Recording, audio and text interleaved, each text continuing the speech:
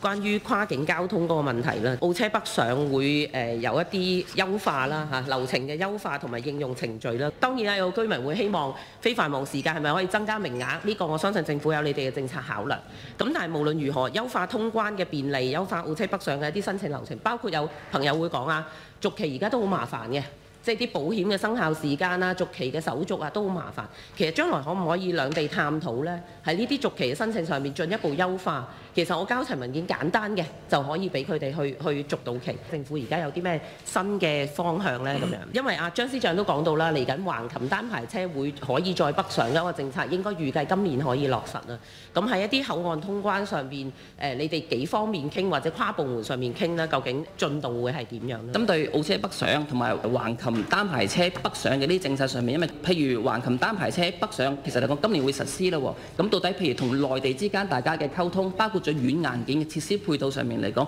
有啲咩嘅安排能夠可以令到呢個政策可以更加流暢呢？咁而澳車北上，其實大家都好希望能夠透過大灣區嘅融合，提升我哋澳門居民嘅生活質素。而澳車北上就係一個好好嘅政策。咁所以實際上面嚟講，譬如非繁忙時段能唔能夠增加呢啲嘅配額，包括咗譬如可能我哋嘅申請續期，包括咗澳車同埋單牌車，其實而家嘅續期咧雖然係優化咗，但係仍然都需要咧進行一啲繁複嘅行政程序，包括喺保險方面。咁所以都希望能夠可以，譬如能唔能夠透過一戶通或者透過佢喺申請續期嘅呢啲渠道上面，能夠進一步優化咧，能夠可以咧嗰個更加地去提升相關嘅一啲嘅服務嘅。澳車北上嘅一啲問題呢，咁我哋會深入去研究咧，睇下係咪可以做一啲優化嘅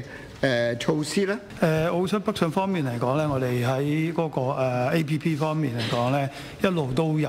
優化嘅。短期內咧都係會做一啲優化啦，譬如話係嗰啲預約文件嘅機制嘅調整啦，同埋咧就係話出境嗰個提示啊，或者係啲接入後方面嘅一啲優化啊等等嘅。咁如果係30天內，譬如話申請人未提交一啲聲明，未完成嗰個自動個案嘅時候啊，我哋會有一啲歸檔嘅動作啊咁樣，或者係佢個未完成個保險方面嚟講咧，我哋都會有啲即係優化提示咁樣。